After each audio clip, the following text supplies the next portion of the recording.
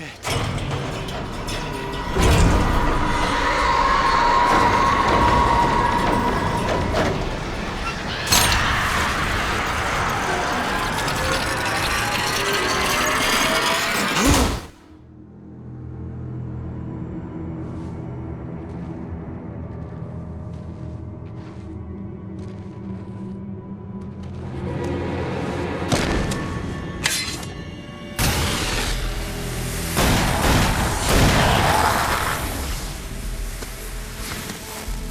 Come on, we gotta get moving. More of them coming. That flashlight's kid stuff. The flares will keep the bastards away.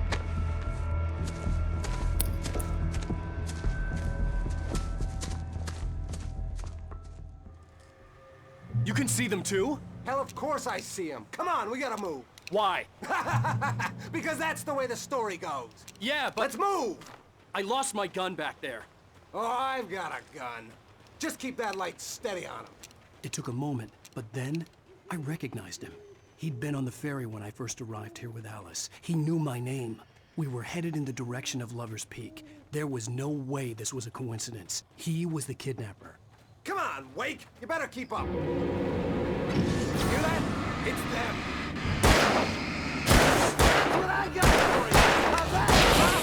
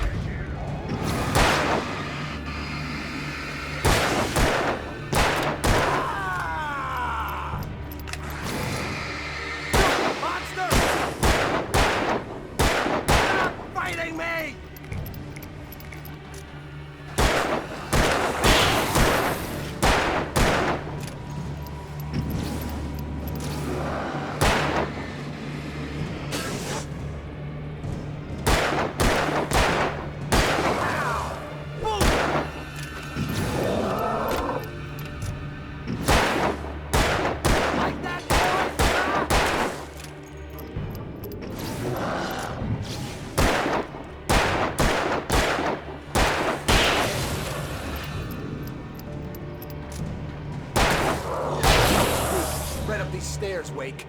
Use the flares from the emergency box to hold them off while I get these boards off. Give me the gun. Yeah, no can do, Wake. Are you kidding? Give me the gun! No time for back talk. Hold them off, damn it.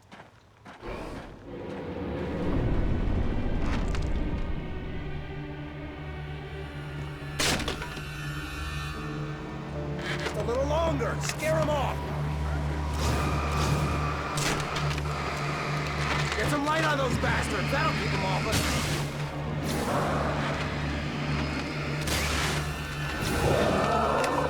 Just a little longer. I almost got it.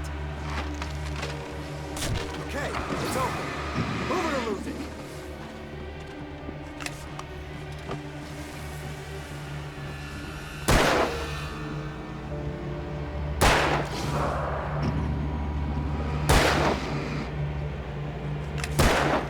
Oh, you're feeling better now, Wake. All cozy and safe. Come on! Holy sissies are afraid of the dark. Better get ready. They'll be on us soon.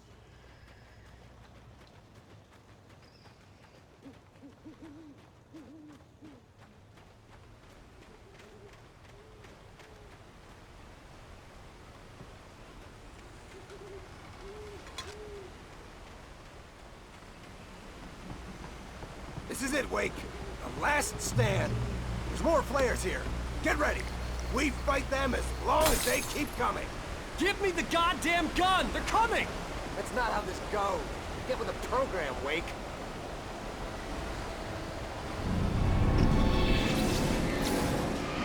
Get some!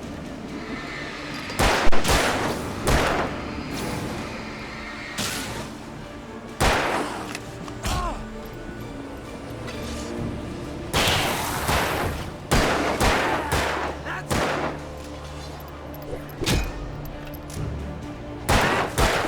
Just keep coming! Feel that? Huh?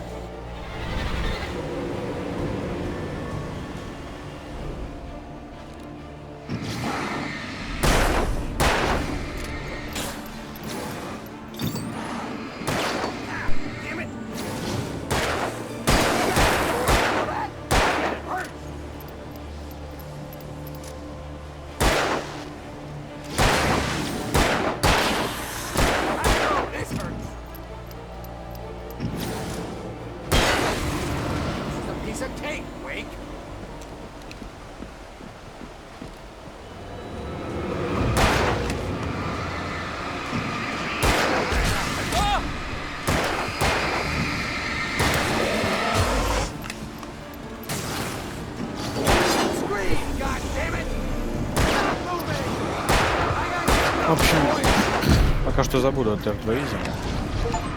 Сейчас буду больше, наверное, заниматься, не знаю, колледжем.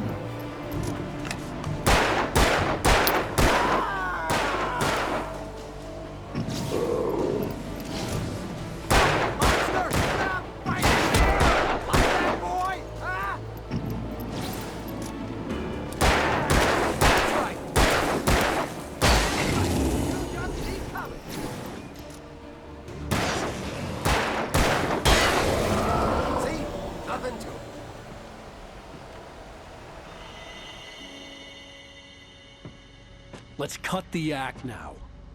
Where's my wife? I knew you were gonna say that. I read it all before. You're a hell of a writer. Congratulations. You're gonna bring about something glorious and terrible once we get you some proper editorial control. What the hell are you talking about? Where's Alice? I want the entire manuscript, or she's gonna suffer bad. You touch her mouth.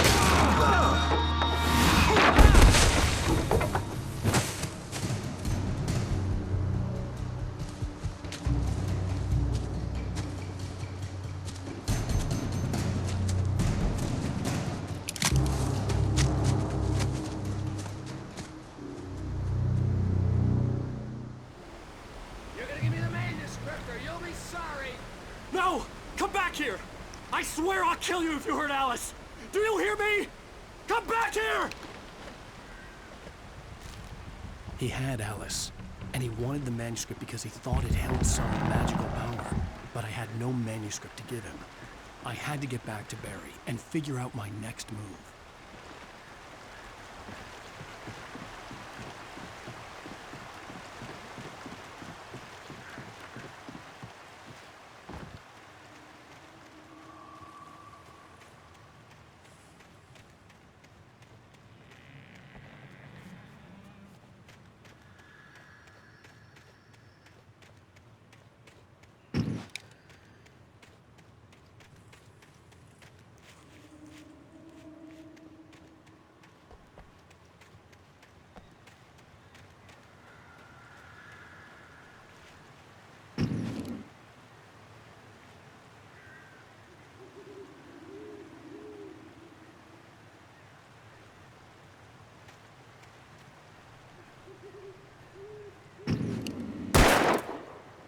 Steve warned me about these traps. I wouldn't want to get caught in one of them. Those teeth look nasty.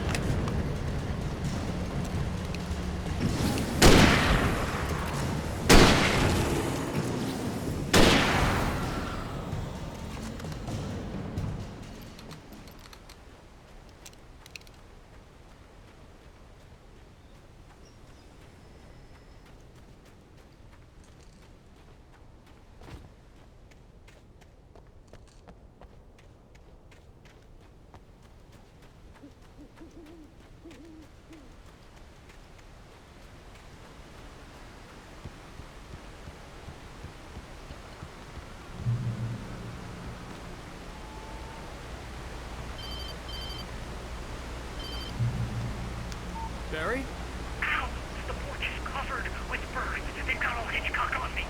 Stay out of sight. I'm on my way. Don't open the door. What am I, crazy? Stay hidden. I'll be there soon. Just make sure you keep the lights on.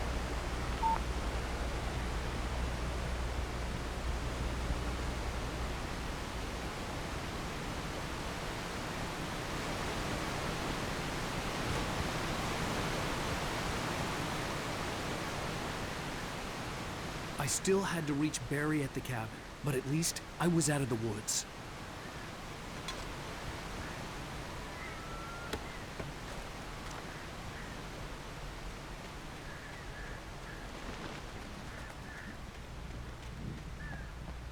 I'd have to get the car from the locked garage. It would get me back to Barry faster, and the headlights were a welcome bonus.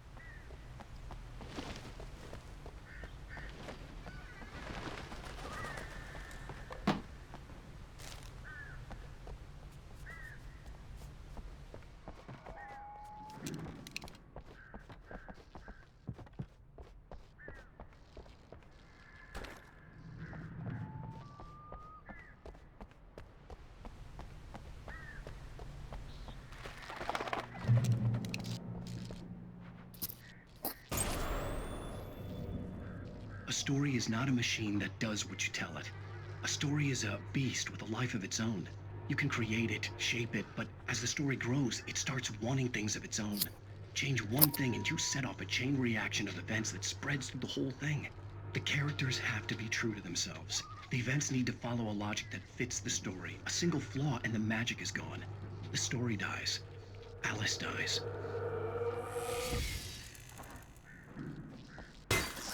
You can learn about nature and yourself.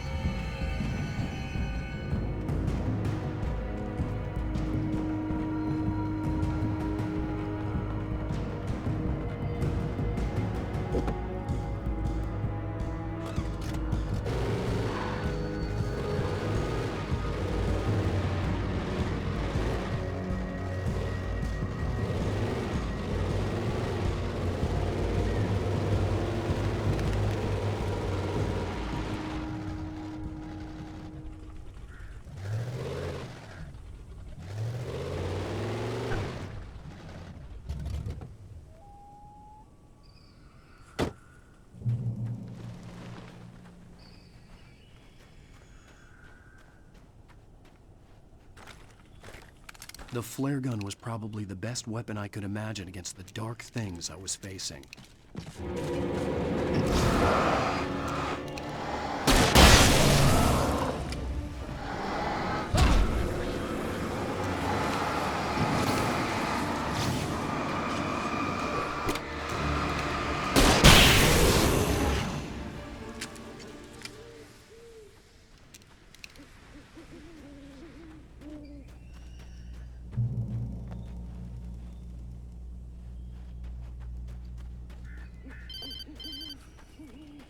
It was the kidnapper. You son of a bitch! Where's my wife? Enough horseplay, Wake.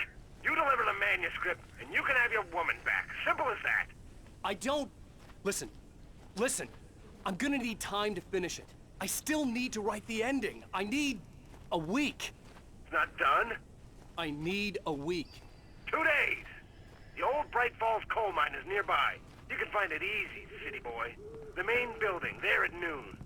You bring the manuscript, you'll get your wife. If not, well, get me. Yes, I get you.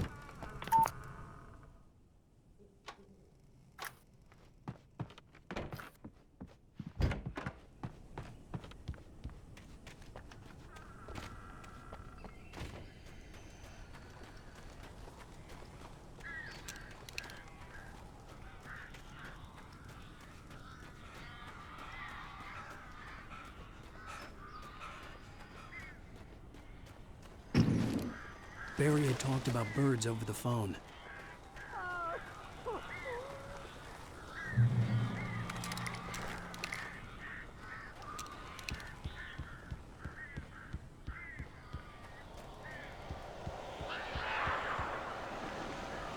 Al! Al, I am so glad you're here. A couple of them got in here before I blocked the chimney. This isn't normal. These birds are weird.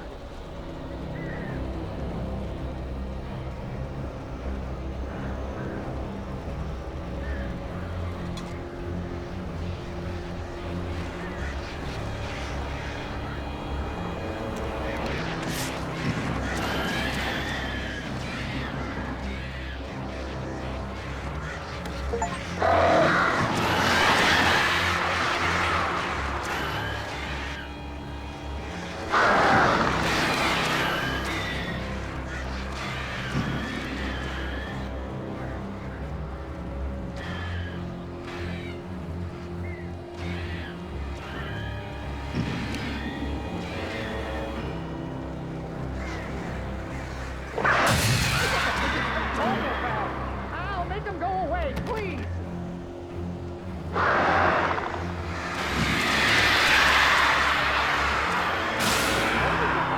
goddamn horrible situation is that I'm not allergic to birds. Oh, shoot! Oh, crap.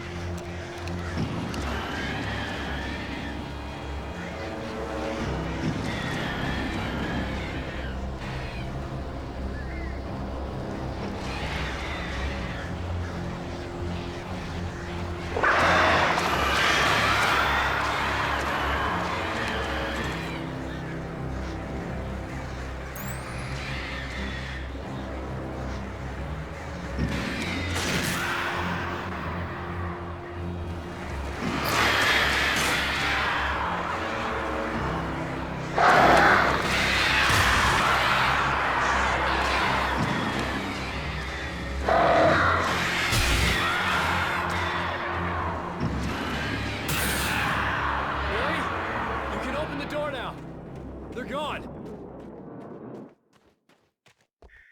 Hey, Al. I'm sorry for thinking you were having a psychotic episode, man. I sent Barry to the town to ask around about a man fitting the kidnapper's description.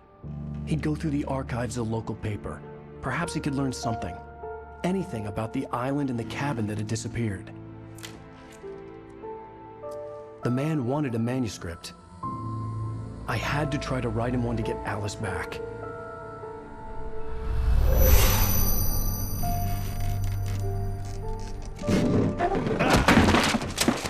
For me, the supernatural had always been nothing but a metaphor for the human psyche, a tool to use in writing fiction. Now, it was happening for real, and I couldn't put a single word on paper.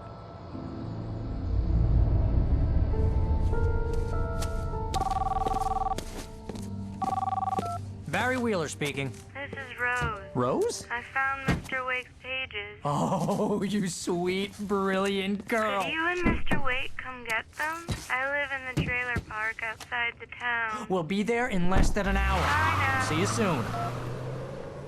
Have a great day. Hope you come back soon. Welcome to the Oh Dear Diner. Good girl.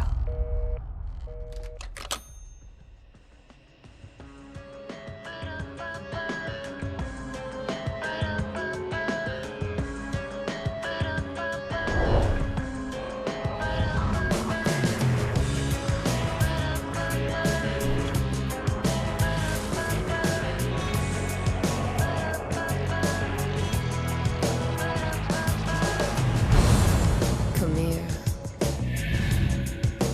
Pretty please. Can you tell me where I am? You. Previously on Alan Wake. How the hell did she get her hands on the manuscript anyway? I don't know. She's resourceful.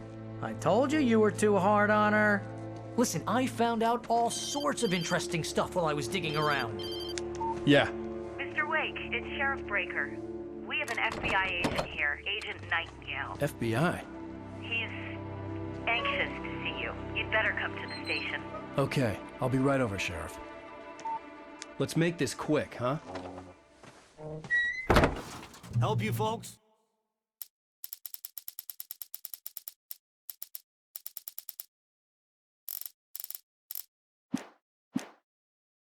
Name's Randolph. I'm the manager. We're looking for Rose. Works as a waitress down at the diner. Rose, sure. Nice girl. Who wants to know? I'm Alan Wake. The writer, huh? I heard on the radio you were visiting. Well, I'll show you her trailer. That Rose, she's a nice girl. Always pays her rent on time. As I was saying, Al, I found all sorts of weird stuff from the local newspaper's archives. This place is crazy. Disappearances, mysterious deaths, urban legends come true, and get this, most of this stuff takes place around Cauldron Lake. Well, you ain't wrong, mister. The Indians thought the lake was a doorway to the underworld. I'm the God-fearing type myself. I don't hold with that sort of thing. Yeah, okay. Anyway, there was an island there owned by a guy called Thomas Zane. Now, some of the articles I found about him make him out to be a famous writer, but I ran a bunch of searches, couldn't find a single thing he wrote. Zane was heavily into diving, so much so that the place came to be called Diver's Isle. But the volcano under the lake erupted in 1970, and Zane went down with the island. Yeah, how about that? It was there in the morning, as if it had fallen from the sky. But it would take a tornado to lift something like that. We're damn lucky it didn't crush any of the trailers.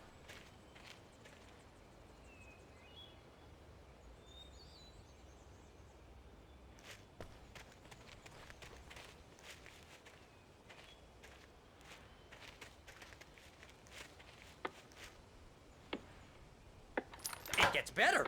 A local girl, Barbara Jagger, drowned in Cauldron Lake just a week earlier.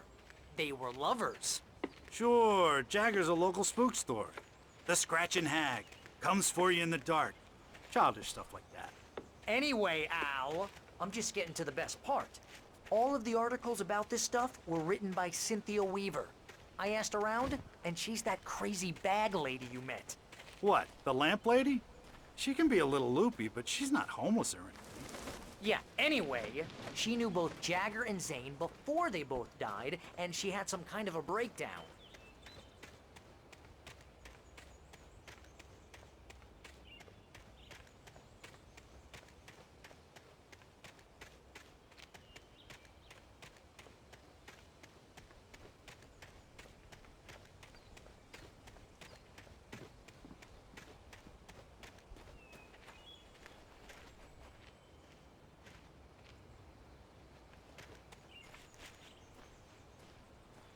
Well, mister, This here's Rose's trailer.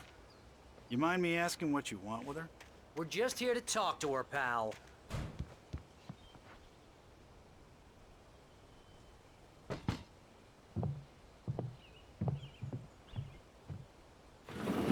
Welcome to...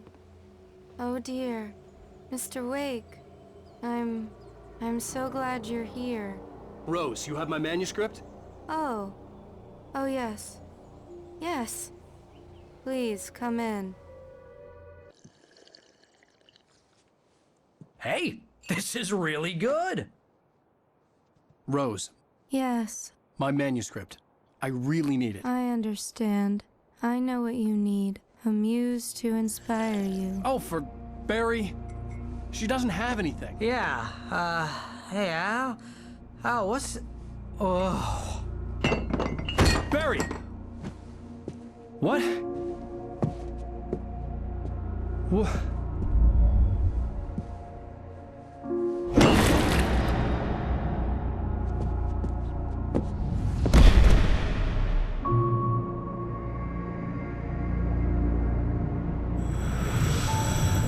It's coming for you, hiding in my barber's skin. I'm too weak to stop it. You must turn the lights on. I promised I'd come visit you and your lovely wife. You must finish what you started. I insist. You must turn the lights on. Turn the light on. Back to work, boy.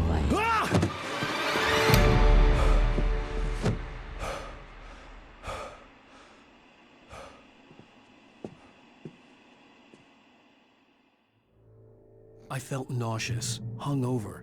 Only anger kept me going. Rose took a day from me. I had less than 12 hours left to meet the kidnapper. All I could do was get Barry into the car, work something out once I got on the road. I call her Barbara Jagger. She's very strict. I'm writing faster and faster. My manuscript is being heavily revised. The edits are getting very aggressive, and each day there's less of me and more of her. I hate it, but I know she's right. She promises me I can save Alice this way. She knows more of this than I do. About the complex incantation I'm attempting. About this place. She's worked with another writer under similar circumstances, Thomas Zane. The genre of the story seems to be shifting. It's turning into a horror story. I'm getting close. I can feel it.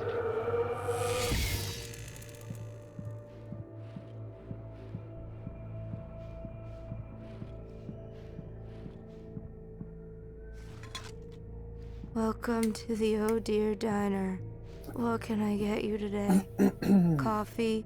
I couldn't work up much hate for Rose. Something had used her to Я get думаю, to после me вот этих двух and left городов its я, mark. наверное, зафармлю 3 инжемеха и 3 герграндера. А то что-то, Would you like to hear today's special? не знаю, My gun and чувствую, что flashlight were хочется в них gone. что-то I'd have сгонять. to find a way to get Barry into the car as quickly as possible. There was no time to waste.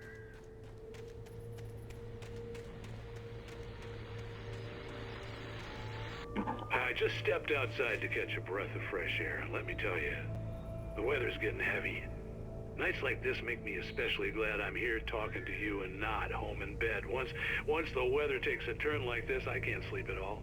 It's all tangled bed sheets and dark thoughts, punctuated by the occasional plunge into nightmare. Is it just me? Well, perhaps it is.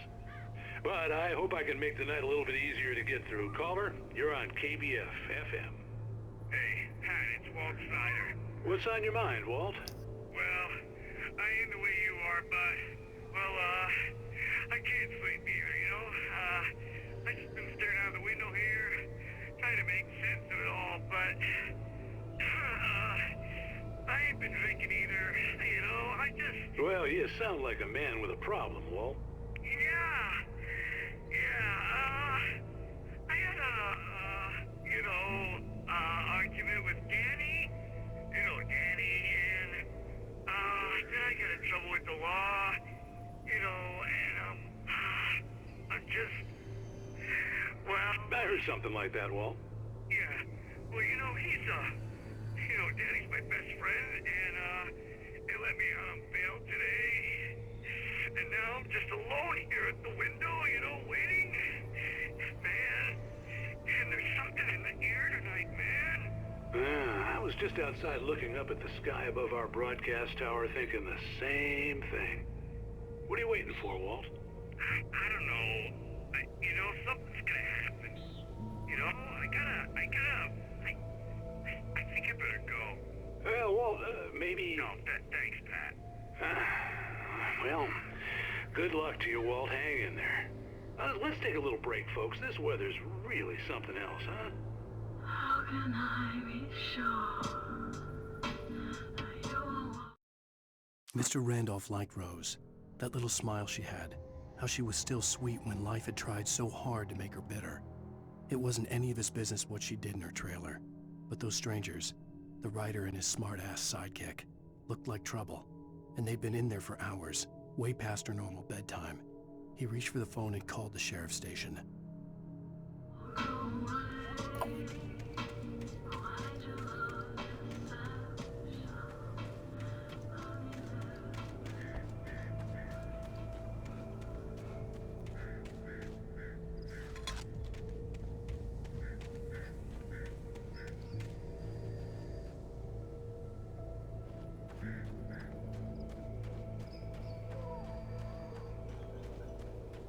Oh, you're gonna get it now.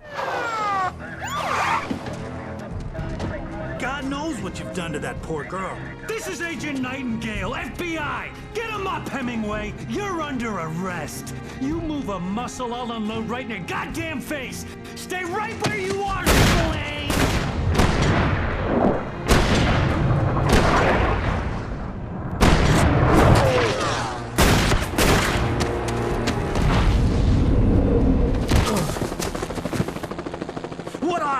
I'm standing right here, you goddamn maniac!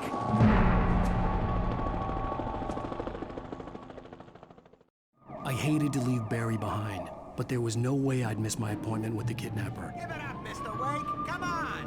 Take it easy on him! Get out of here! Don't let him get away! Move it! Move it! Move it! I'll have you shot if you let him get away!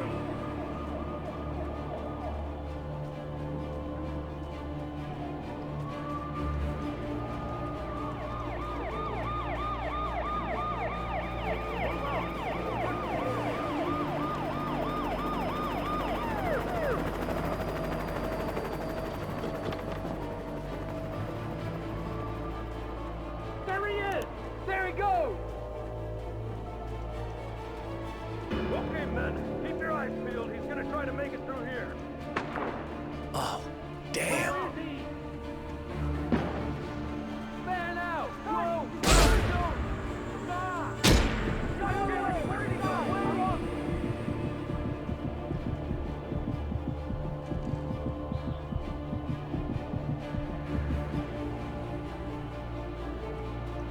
God damn it! Where did he go? Look away! Get out of here!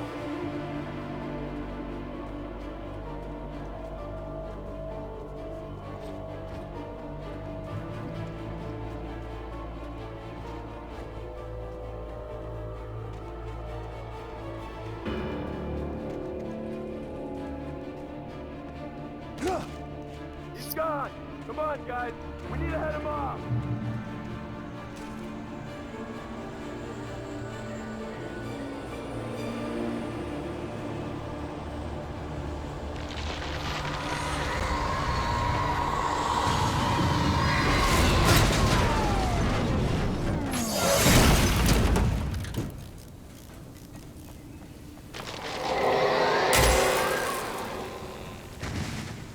Come in, Agent Nightingale. This is Sheriff Breaker. Over.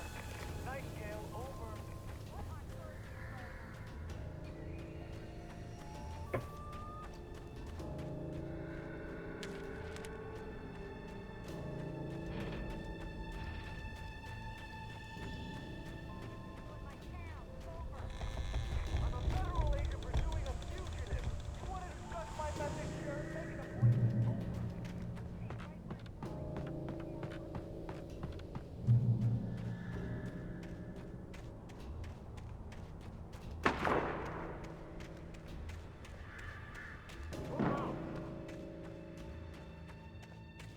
Search the area.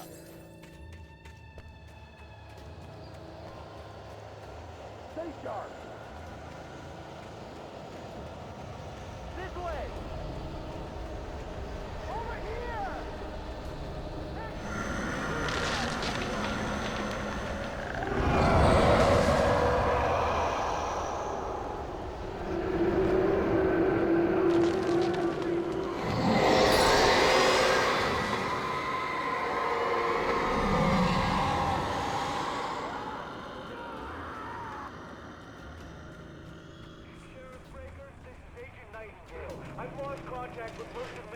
This horror was everywhere I went, circling me. The cops didn't stand a chance. They were after a writer, not a monster.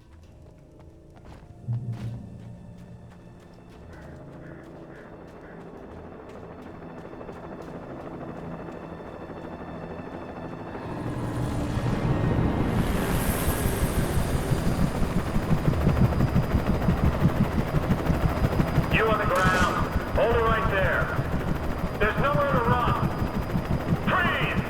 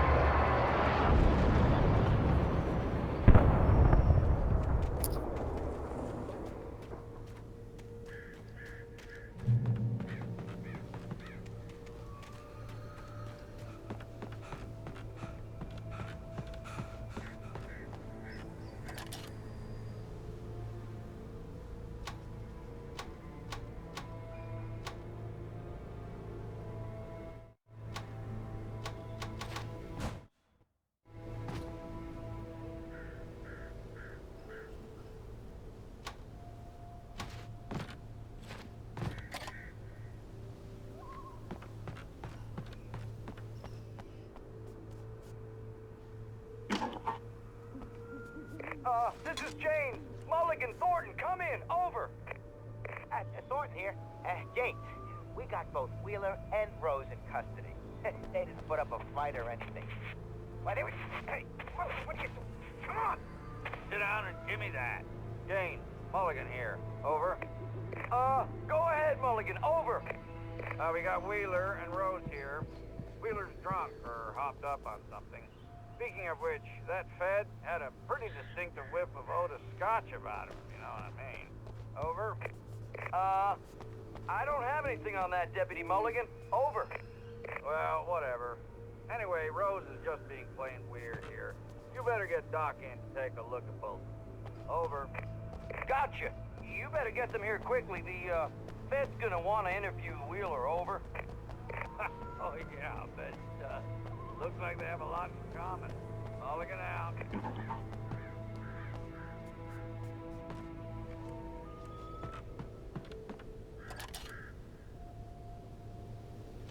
I could see the lights at the radio station in the distance.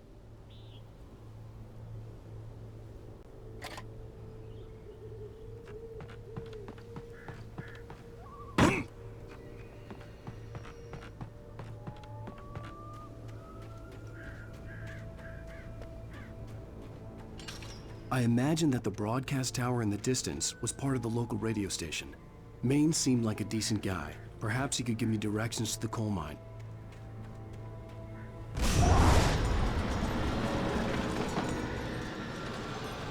Unnatural shadows clung to the gate. The darkness that was after me was trying to stop me. I wouldn't get through without a light.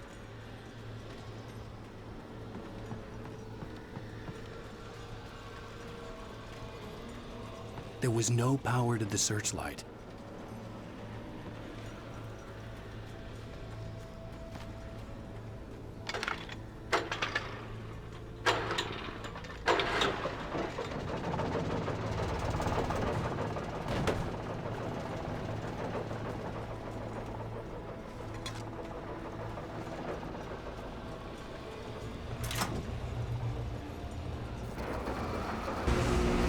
The old generator conked out.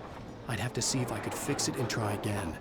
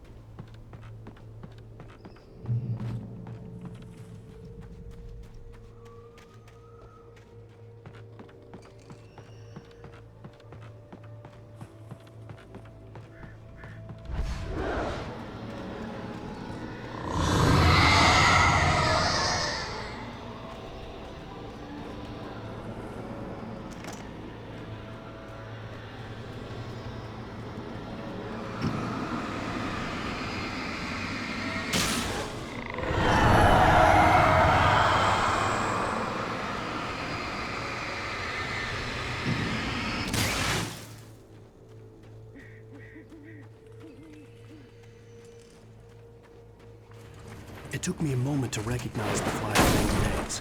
They were an ideal weapon for my situation. Team 1, come in. Over.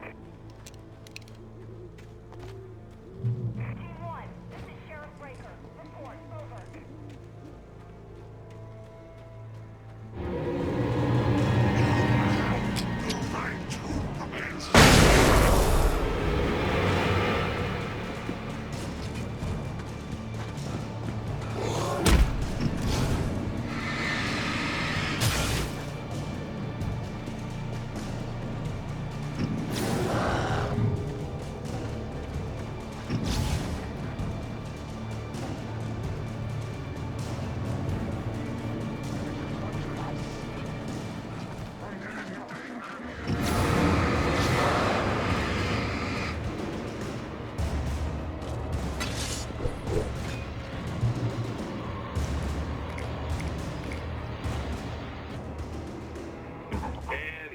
Call.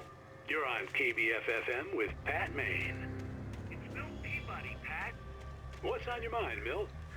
Well, I live near the trailer park, Pat, and there's a big ruckus going on over there. Well, that's just up the road from me, too.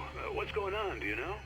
I don't know, but there's a bunch of police cars there, lots of sirens, a helicopter buzzing around, and I think I heard some gunshots. Gunshots? Yes, sir, like from a pistol. So can you find out what's going on? Because it's just next door and they're popping off guns there. They're still shooting? No, it was maybe 10-15 minutes ago. It sounds serious, Pat. I'm telling you, it don't sound like no party. Well, I'm certainly going to give the station a call, Milt. Okay. You'll hear it here as soon as I hear from them. Okay, thanks. For decades, the darkness that wore Barbara Jagger's skin slept fitfully in the dark place that was its home and prison. It was hungry and in pain. It dreamed of its nights of glory when the poet's writing had called it from the depths and given it a brief, terrible taste of power and freedom. The rock stars had stirred it from the deep sleep the poet had sunk it back to in the end. When it sensed the rider on the ferry, it opened its eyes.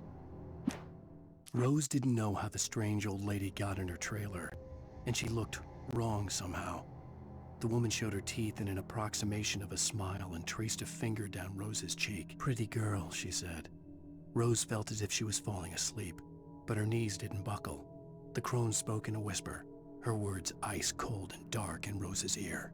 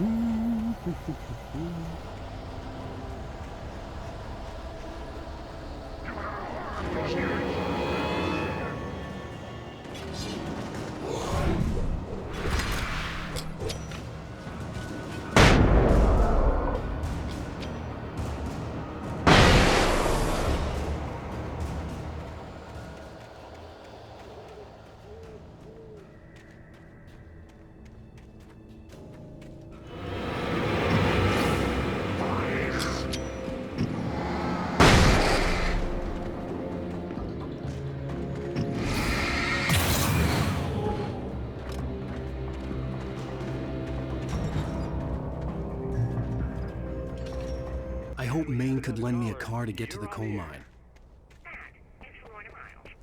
Oh, why, hello, Lorna. What do you have for me?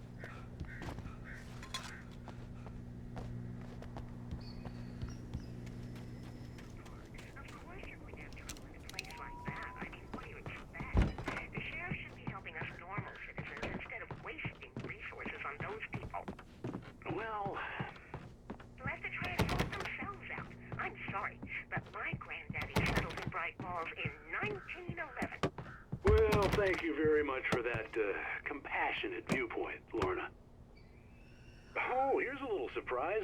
The famous writer Alan Wake just walked in. Folks, I'm going to see if I can talk him into an interview. Come on in, Mr. Wake. Oh, I'm so glad you could find the time to do this, Mr. Wake. Nowhere to run now, Dan Brown. You back away from me. Don't hurt her. Whoa. Everyone calm down. Put the gun down. We're all friends here, right? Cool your jets, Nightingale. We got him.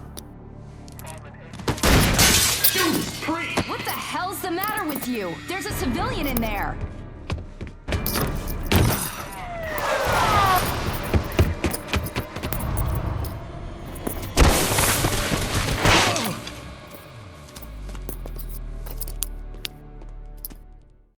I'll get you yet, even if it kills me. You hear me?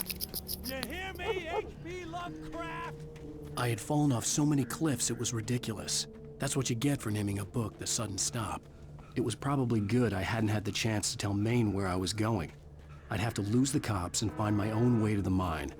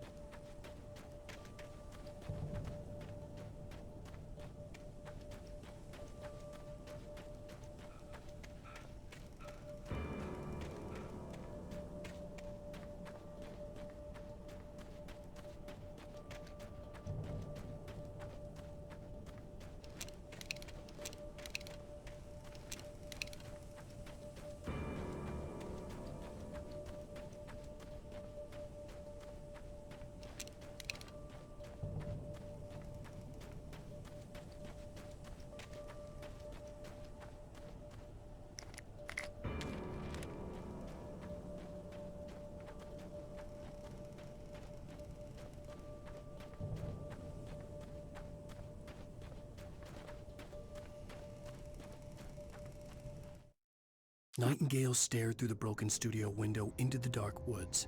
He turned around, started to walk out, but Maine grabbed his arm. "Young man, you almost shot me. You don't shoot off rounds at people like that.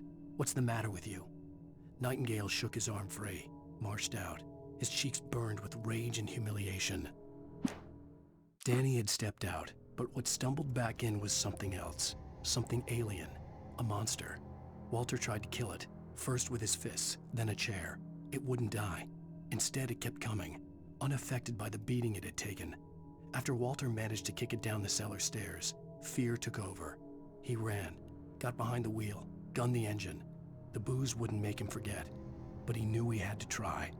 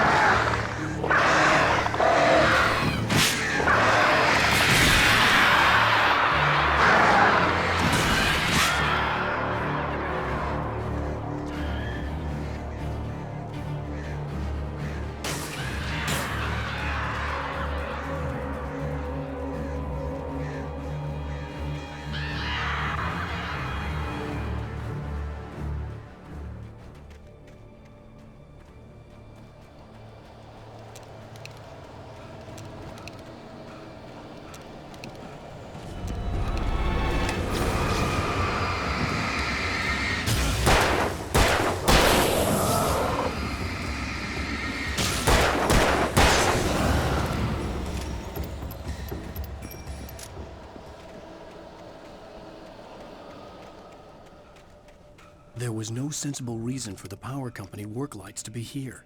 It was almost as if they'd been left for someone like me to use.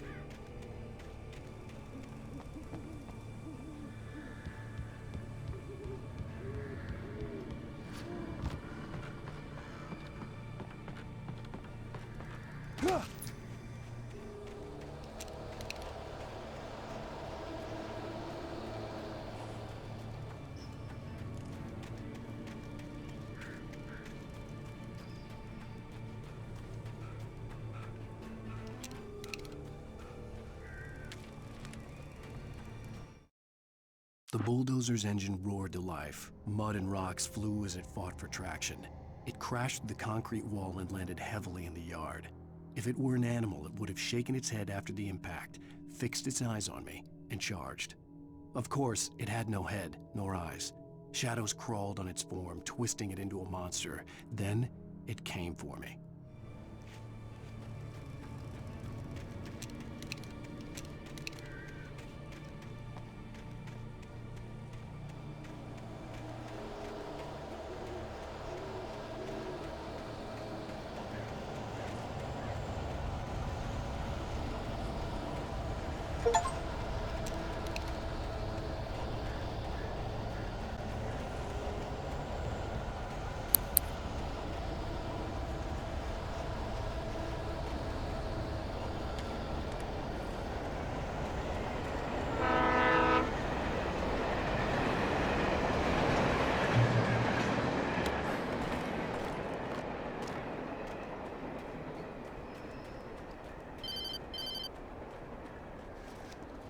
Hello? He's the most stubborn man I've ever met. Alice? Alice? Alan. Alan. I'm so afraid. He keeps me in the dark. Please help me. I look at you, Alan, and it's not you. Something else. Looking out from behind your eyes. Alice, I'm here.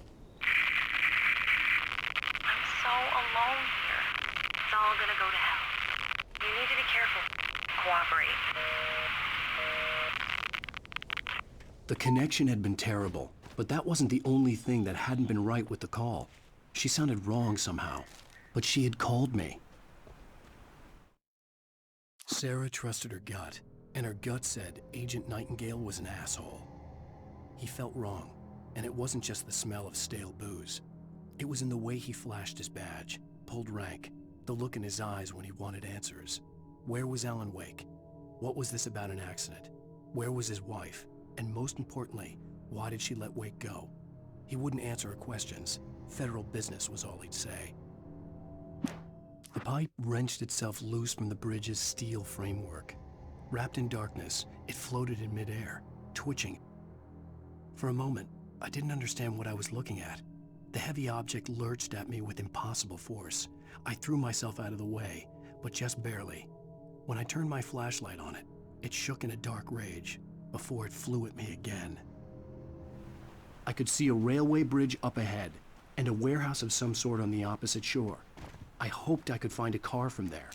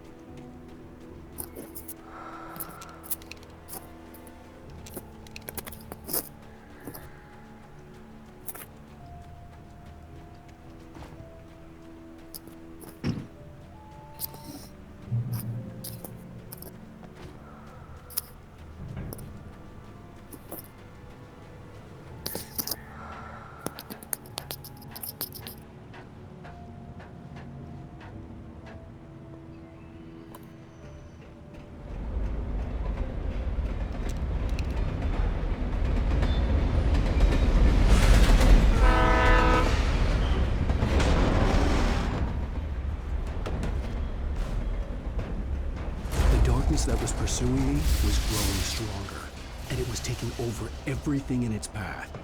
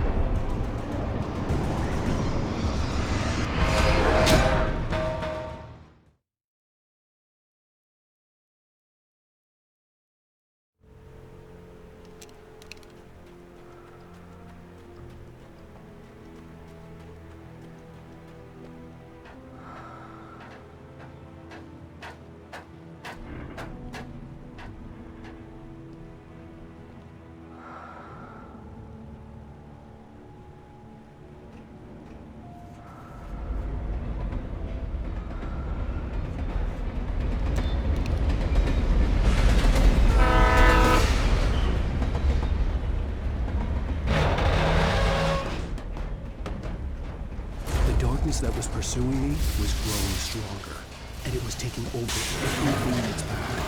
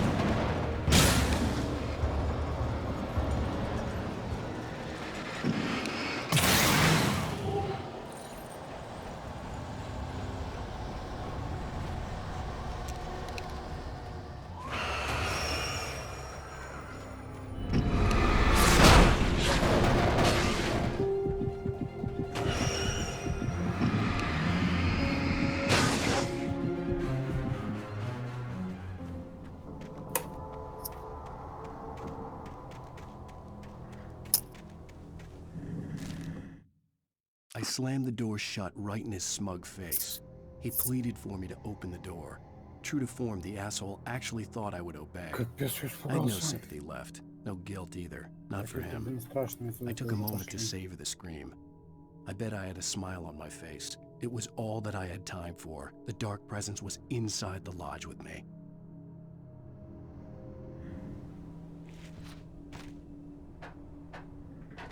As a teenager, just starting to get interested in writing, Stephen King had been a source of inspiration to me. I thought about all the inanimate objects that had come to life in his books. No one is safe in a good horror story. Certainly not the protagonist. That's what makes them fun. This was anything but. The darkness could possess anything, and it was getting closer.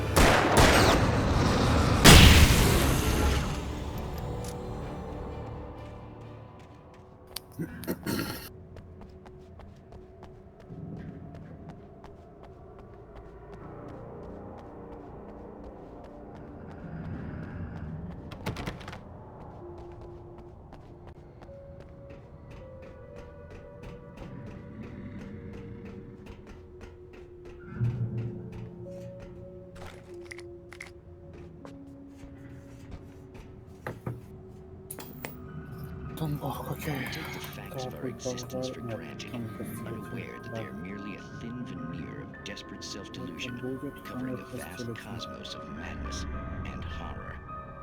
All too often, the stars are right. In Night Springs. Tonight's episode, A Family Occasion. Journalist Alvin Derleth's trip to study the local customs of an insular community in Night Springs has been less than successful. Until tonight. Well, I'm glad you changed your minds about this. Ancient customs, local mythology. My editor loves this kind of stuff. Well, Mr. Derleth, we don't want to feel like we're on exhibition. But you have demonstrated the seriousness of your intent. Oh, I am serious. Really, just do your thing. I'll stay out of your way and observe. Actually, I thought you could assist us. I'm afraid we are a man short. It would provide you with an intimate perspective. Could I really? Of course, Mr. Derleth. Well, I guess that's the least I... What would I have to do? Oh, here. Let me show you with a kiss.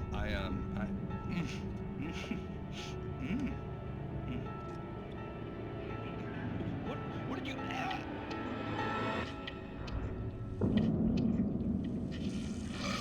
Oh, Mr. Derleth, you have well pleased Nixie Purga, the dweller in flesh. Your body shall host his 1,000 young, and all shall be glory.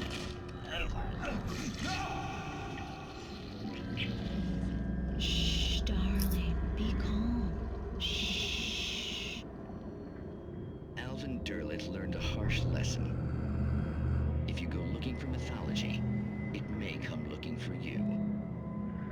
And such quests always bear fruit. In Night Springs.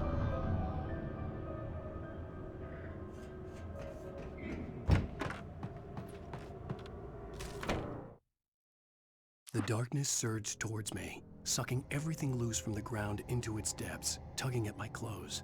I saw the flare the kidnapper had dropped and threw myself towards it just as I felt my feet leave the ground. The darkness embraced me with the force of a tornado. Somehow I managed to light the flare. The darkness roared and cast me away. I fell toward the dark waters of the lake far below.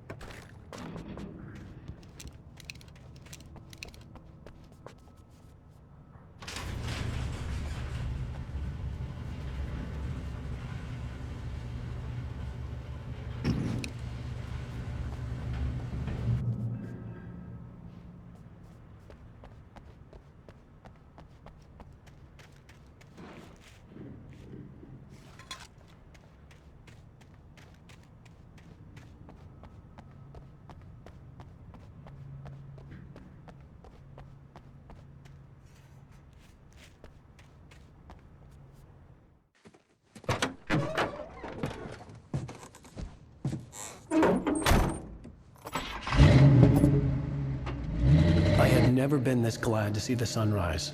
I had a couple of hours to get to the coal mine.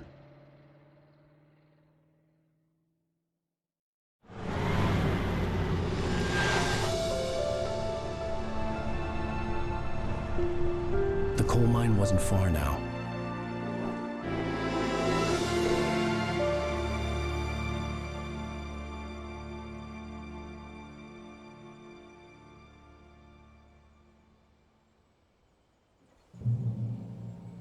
Today, I would meet the kidnapper, and he would give me Alice. I wouldn't give him any other choice. A drowning man will clutch at a straw.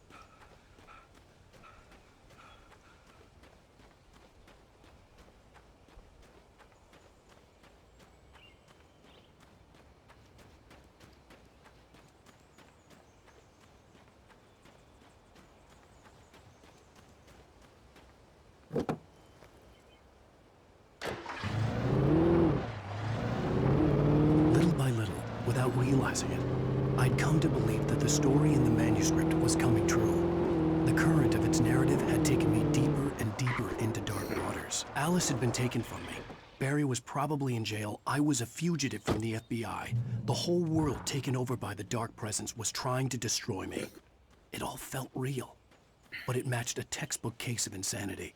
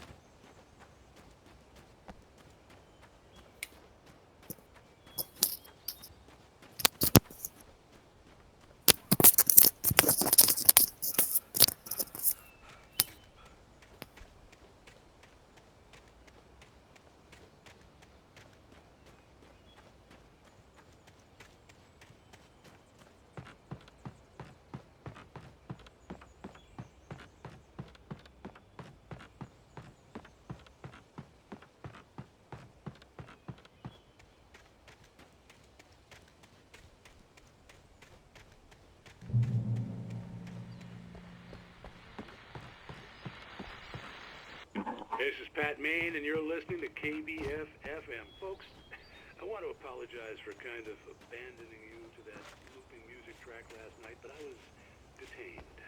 You see, I encountered a big-shot G-man with an itchy trigger finger who could use a lesson in manners and a boot in the ass, not necessarily in that order either.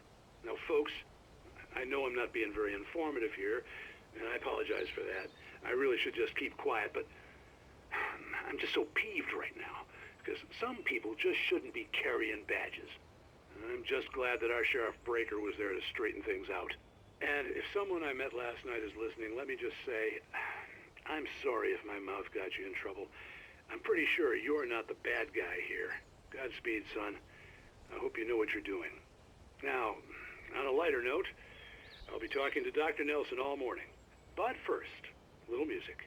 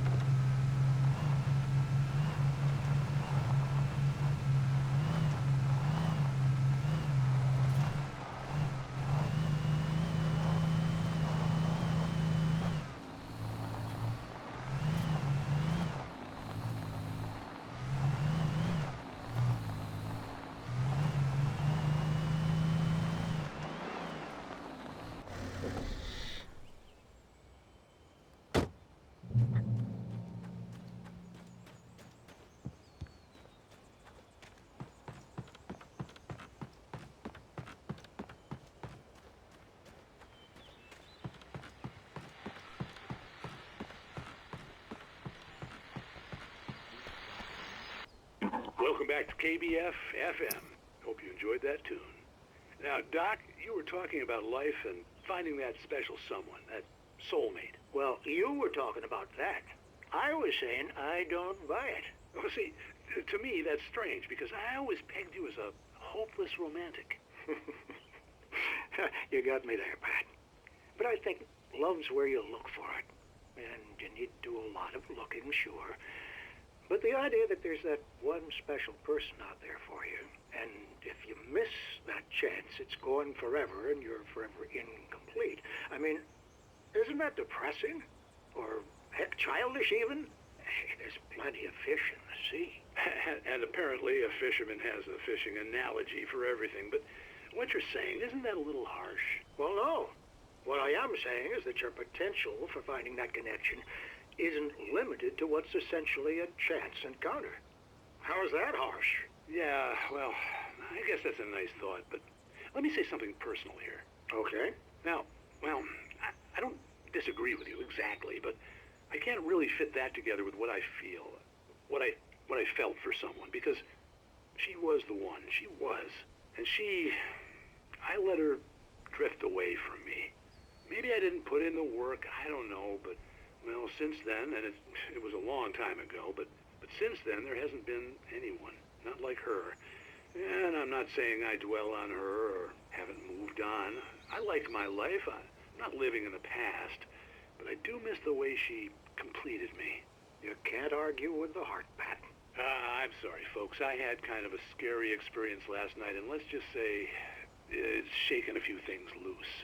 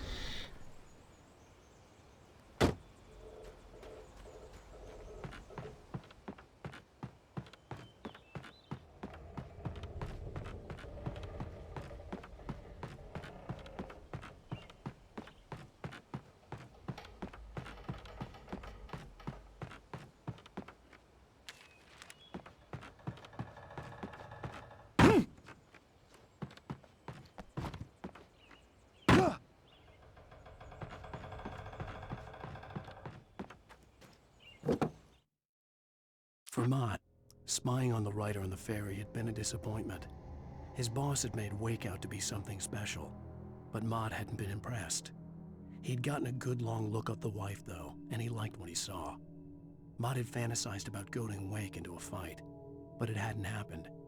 Still, he'd get his chance to see if the writer had anything in him. He'd been promised as much.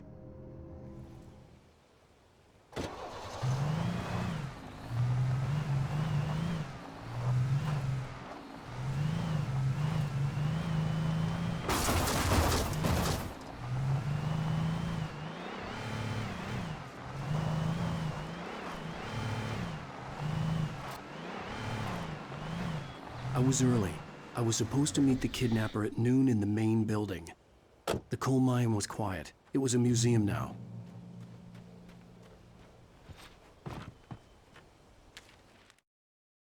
With Nightingale gone and the night wind blowing in through the broken studio window, Maine stared at Sarah.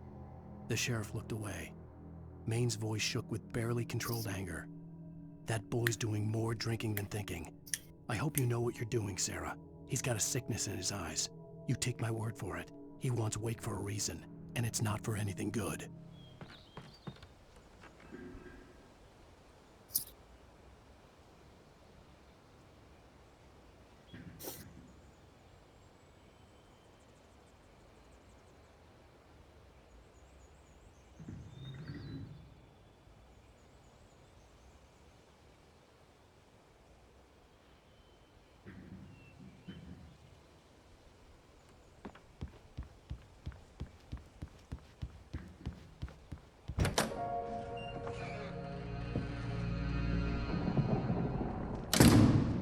I didn't want to go outside.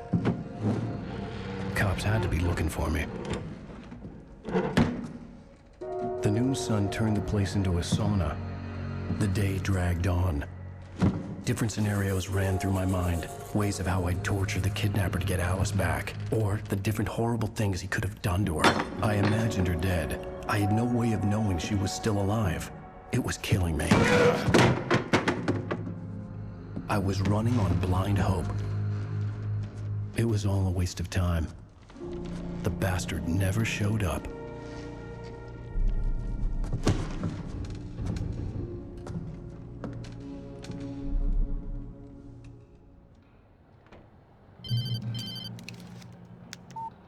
Where the hell are you? Change of plans.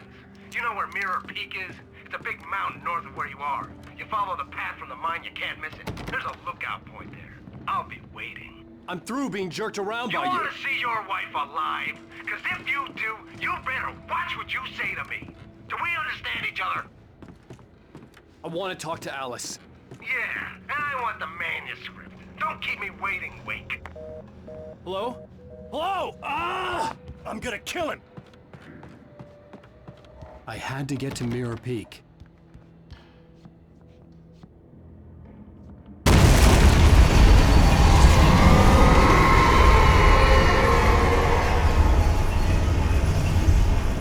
It was close. Maybe closer than ever before.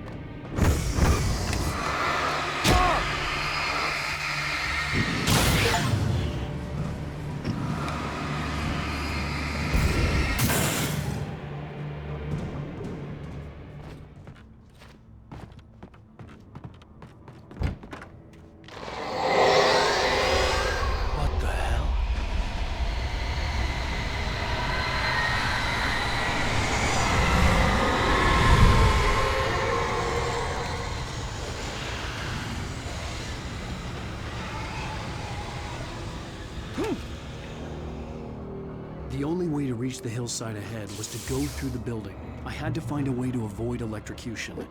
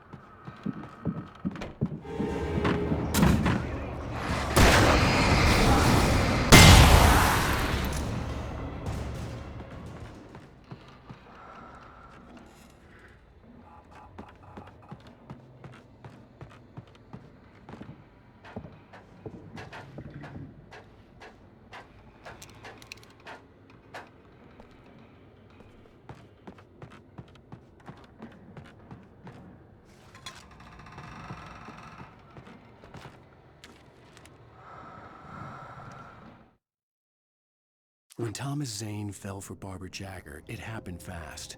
She was young, vibrant, and beautiful, full of life. He had never been a very happy man, and without any seeming effort, she had changed all that. Zane felt good for the first time in his life. Everything she did was another piece of a jigsaw puzzle he hadn't even known he'd been missing. And best of all, she made the words flow, strong and sharp. She was his muse. Some of the Taken retained echoes of their former selves, but these were just the nerve twitches of a dead thing. Nothing remained but a shell covered and filled with darkness. In most cases, these puppets were enough for the purposes of the Dark Presence. But for anything more elaborate, as with the writer, it was different. It needed his mind. And so rather than taking him over completely, it merely touched him.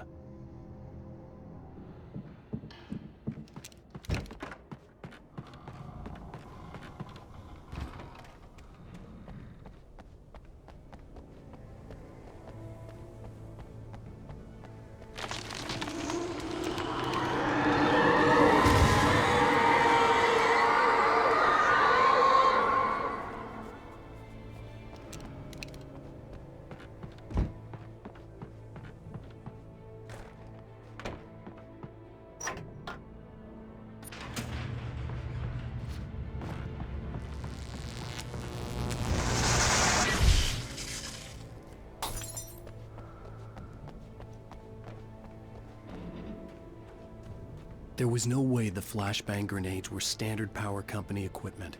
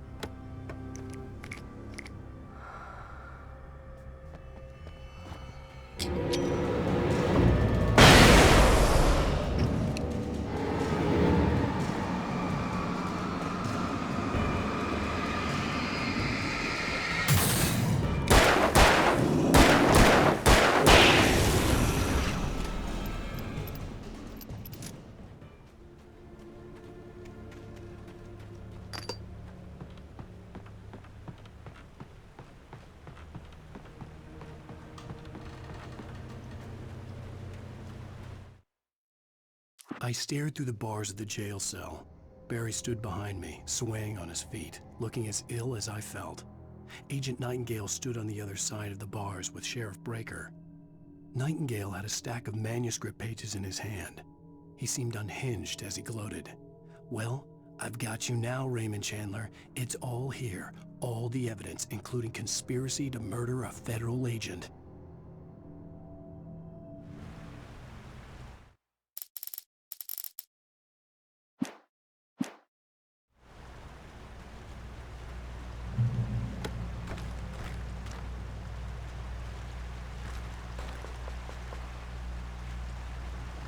I had no real plan.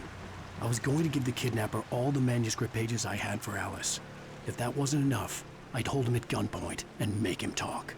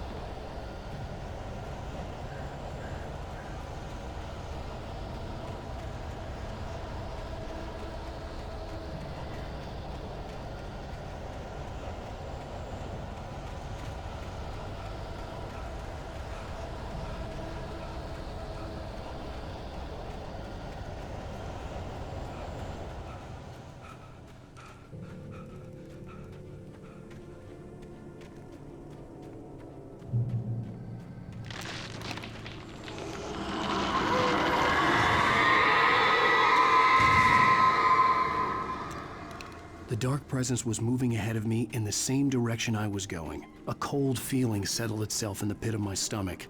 Was it going for Alice?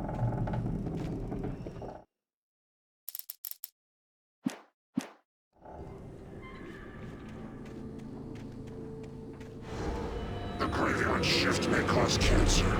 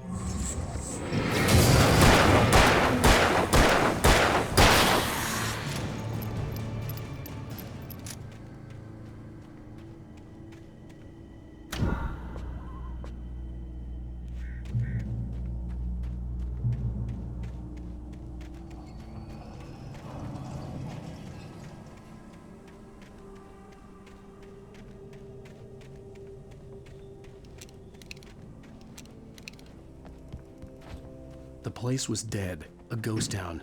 Had been for decades, maybe a century.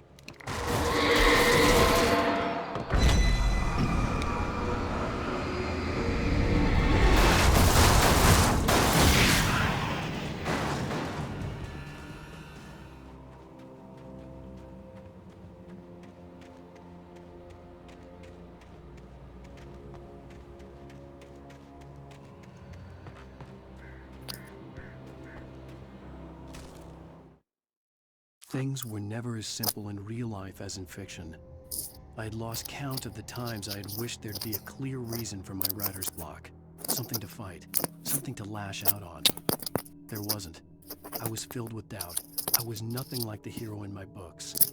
Alex Casey had gone through his life with single-minded determination, never wavering from his goal.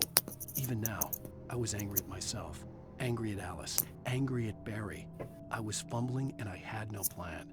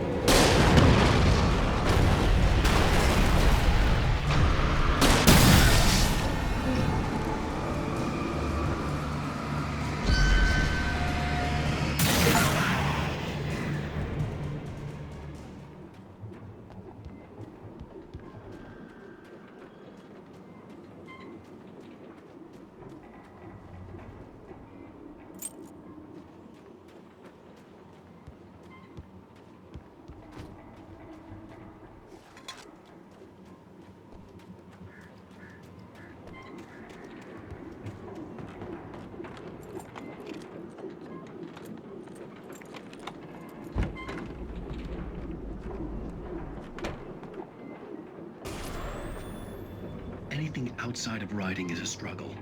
I feel ill. I managed to make my way downstairs. There's a shoebox filled with books and papers by Thomas Zane. It's very hard to focus, but I managed to read some of it. He's a poet, and a good one. He writes of muses and creators summoning fabulous things from a magic lake, using his powers to shape the world of a realm of gods and dreams and demons, dark things that wait for a chance to slip through, wearing the flesh of men as disguise.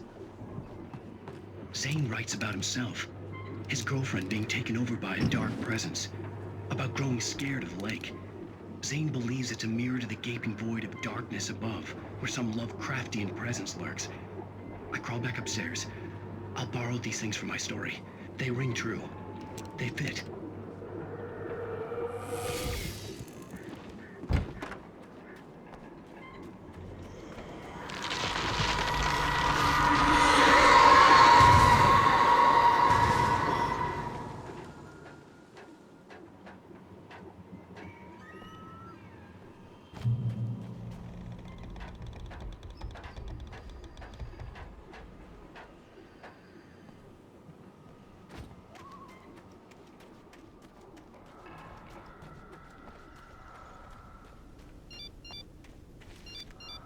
kidnapper had sent me a text. The message was full of spelling errors and insults. It was telling me to hurry up.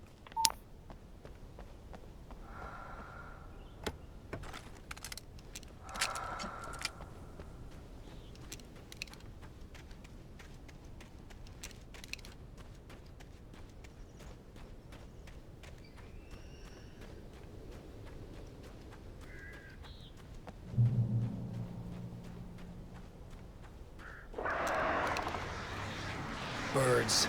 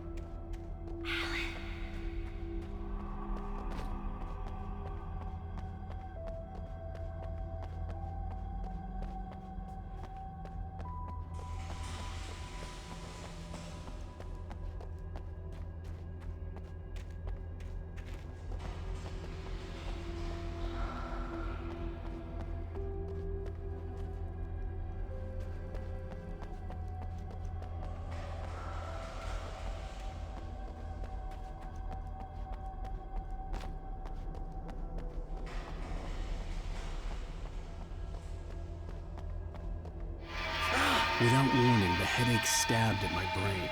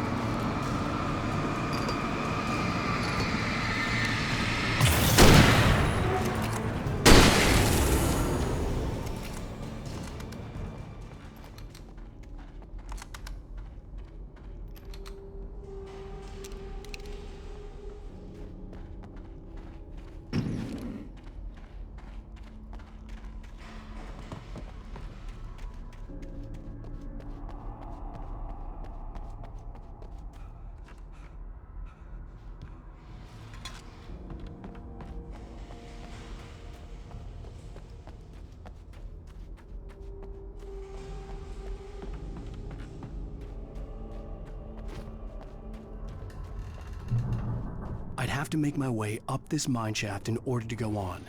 Maybe the machinery could help me with that.